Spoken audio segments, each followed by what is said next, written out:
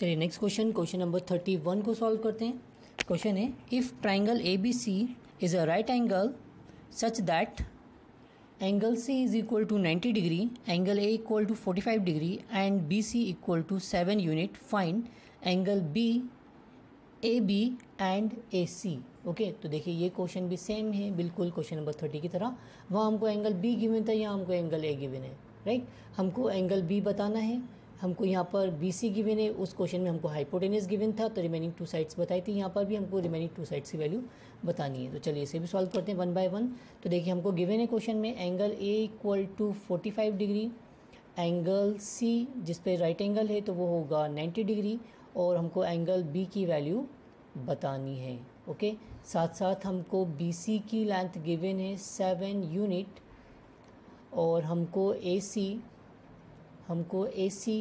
और ए सी की लेंथ बतानी है, साथ साथ हमको ए बी की लेंथ बतानी है। ओके, तो देखिए सॉल्व करने के लिए पहले हम एंगल फाइंड आउट कर लें। तो हम जानते हैं एंगल सम प्रॉपर्टी से कि राइट एंगल ट्राइंगल में तीनों एंगल का सम जो होता है वो होगा 180 डिग्री के इक्वल।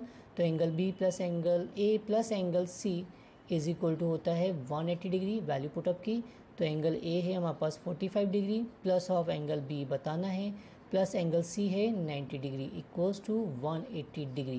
तो finally angle B equal to हो जाएगा 180 डिग्री माइनस ऑफ 90 प्लस 45 135।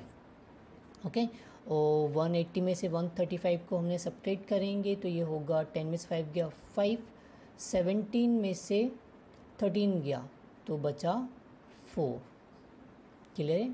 बाकी आपको देख के भी क्लियर था, ये 90 है ये 45, तो कन्फर्म है ये एंगल भी 45 का ही होगा। ठीक है, तो हमने एंगल फाइंड आउट कर लिया है 45। अब हम साइड की लेंथ निकालते हैं। तो देखिए सेम उसी लॉजिक से सॉल्व करते हैं। हमको जो गिवन है, देखिए इन दोनों एंगल के लिए हमको सॉल्व करना होगा।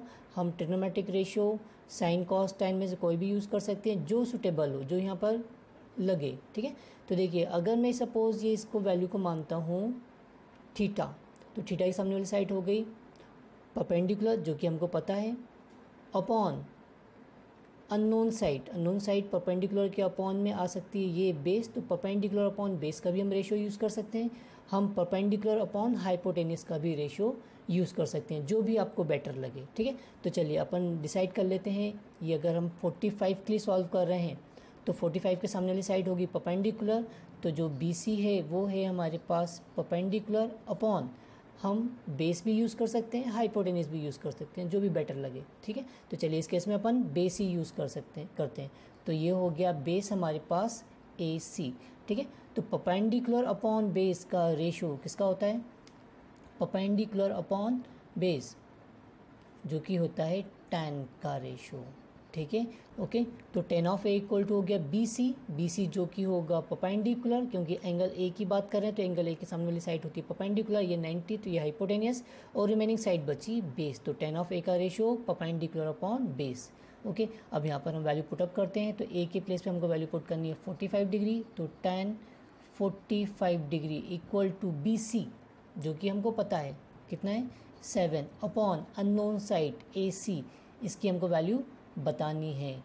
तो हम यहाँ ए सी यूज़ कर लेते हैं, हम चाहे तो कोई वेरिएबल भी इनको ले सकते हैं। ठीक है, तो tan 45 की वैल्यू होती है 1 इज इक्वल टू 7 अपॉन ए सी, या फिर ए सी इक्वल टू हो गया 7। तो जो ए सी की लेंथ आ गई वो आ गई हमारी 7। ठीक है, ओके, नेक्स्ट अब हमको निकालना है। अब ए सी की हमारे पास लेंथ आ गई है, ये भी है 7, ये भी आ गई हमारे पास 7 यूनिट। अब दो साइड की लेंथ हमको पता है तो हम पाइथागोरस थ्योरम भी यूज़ कर सकते हैं। ठीक है, या फिर जिस तरह अभी हमने ट्रिग्नोमेट्रिक रेशियो यूज़ किया है, हम ट्रिग्नोमेट्रिक रेशियो की मदद से भी निकाल सकते हैं। तो देखिए नॉन साइड हमारे पास हो गई ए सी और बी सी, अननोन है हाइपोटेनियस। तो कोई भी रेशियो आप दिमाग में ले आओ जिसमें हाइपोटेनियस और बेस हो, या फिर बेस और हाइपोटेनियस यूज़ हो। तो हम जानते हैं साइन थीटा और कॉस थीटा का रेशियो, जिसके अंदर हाइपोटेनियस हमारे लिए अननोन होगा। साइन के केस में परपेंडिकुलर हमको पता होगा, और कॉस के केस में हमको बेस पता होगा। तो देखो कॉस परपेंडिकुलर और बेस हमारे पास है, हाइपोटेनियस हमको निकालना है। अगर थोड़ी देर के लिए मान लो कि ये रेशियो हमारे पास नहीं निकाला, ठीक है। तो हम ऐसा ट्रिग्नोमेट्रिक रेशियो यूज़ करेंगे जिसके अंदर एक नॉन और दूसरी अननोन साइड आ जाए। तो नॉन अगर 45 के लिए बात करें तो ये परपेंडिकुलर हो गया अपॉन हाइपोटेनस, तो परपेंडिकुलर अपॉन हाइपोटेनस हम साइन का रेशियो भी यूज़ कर सकते हैं। ओवरऑल आपको लॉजिक समझ में आ रहा होगा कि हम किस तरह कोई भी ट्रिग्नोमेट्रिक रेशियो जो कि इस कंडीशन को सेटिस्फाई करे वो हम यहाँ यूज़ कर सकते हैं, ठीक है। तो चलिए देखिए अपन फिर अगेन साइन का ही रेशियो यूज़ कर लेते हैं। तो साइन थीटा का रेशियो होता है परपेंडिकुलर अपॉन हाइपोटेनियस। तो देखिए अब परपेंडिकुलर यूज़ करना है तो परपेंडिकुलर ये साइड है लेनी है अगर हमको, तो ए हमको उसका एंगल बनाना होगा।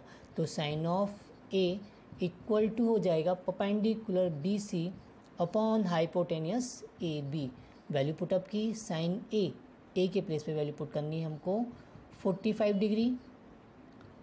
Degree equal to B C जो कि हमको गिवन है 7 और हमको ए बी की वैल्यू बतानी है।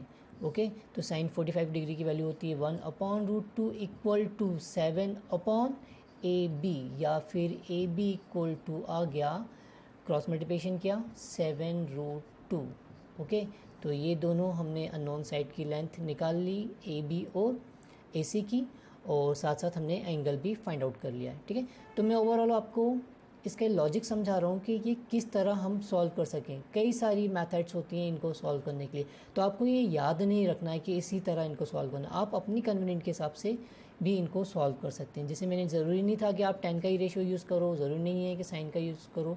बस आपको इतना याद रखना है कि आप जो भी ट्रिग्नोमेट्रिक रेशियो यूज़ करो तो उस रेशियो के अंदर एक साइड की लेंथ हमको पता होना चाहिए और दूसरी साइड की लेंथ हमको फाइंड आउट करना है, वो होना चाहिए, ठीक है। तो एक साइड नॉन होना चाहिए, एक अननोन होना चाहिए। बस आप इतना सा याद रखिए, इस टाइप के सारे क्वेश्चन आप बहुत ईजिली सॉल्व कर सकते हैं। Okay, thank you.